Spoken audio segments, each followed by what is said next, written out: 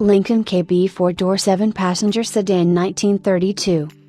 The products of Ford-owned Lincoln have for years rivaled those of General Motors' Cadillac division in their exclusivity and luxury, yet the company was conceived for an entirely different purpose: to build Liberty Aero engines during WWI.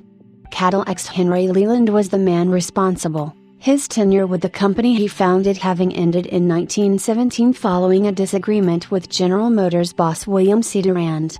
Leland, then 74 years old, named his new company after the president he had voted for back in 1864, but swiftly found himself overtaken by events. The armistice of November 1918 left Leland with a big headache: what to do with his huge factory and a 6,000-person workforce. Given his decades of experience and stature within the automobile industry, there could only be one solution: turn the factory over to car production. Leland's first Lincoln cars just took too long to come to market, and by the time they did they looked dated, and the post-war recession didn't help sales take off. By early 1922 the other board members had had enough and, despite Leland's objections, put the company up for sale. The buyer was none other than Henry Ford, whose acquisition of Lincoln enabled him to contest the upper reaches of the automobile market while the ubiquitous Model T continued to dominate at the other extreme. Under Edsel Ford's company presidency, which began in June 1922, Lincoln car production rapidly increased. Despite former Leland's fears to the contrary, quality improved under the new management, and under Edsel Ford's direction the Lincoln evolved into a beautiful car, aided by the recruitment of some of America's finest coach builders including Brunn, Dietrich, Holbrook, Judd, LeBaron and Locke. By 1928 the V8 Lincoln engine had been enlarged from 357.8 to 384.8 cubic inches, 6.3 liters, and for 1931 was heavily revised with 5 main bearings while incorporating a host of other improvements, including the first American use of a 2-barrel, downdraft carburetor, that raised maximum power from 90 to 120 bhp.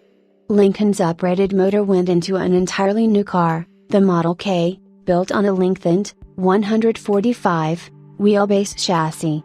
Lower and sleeker than hitherto, the new Lincoln incorporated numerous other styling changes including a longer hood, beaked radiator and shallow, bowl-shaped headlights.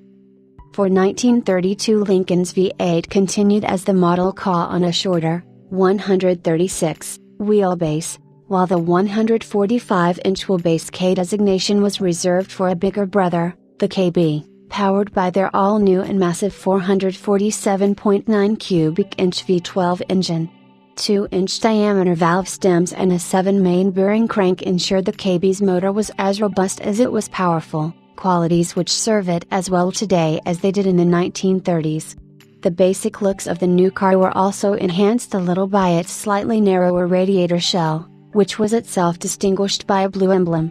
Retrospectively, that very first year of the KB has come to be most coveted of all, symbolizing as it does the best aspects of the decade and in the most refined aesthetic manner. This KB was restored in the 1980s and it is a restoration that has stood the tests of time. Externally its paintwork is still tidy and its fawn cloth interior presents cleanly. The period scheme of blue over black fenders is offset well by white walls.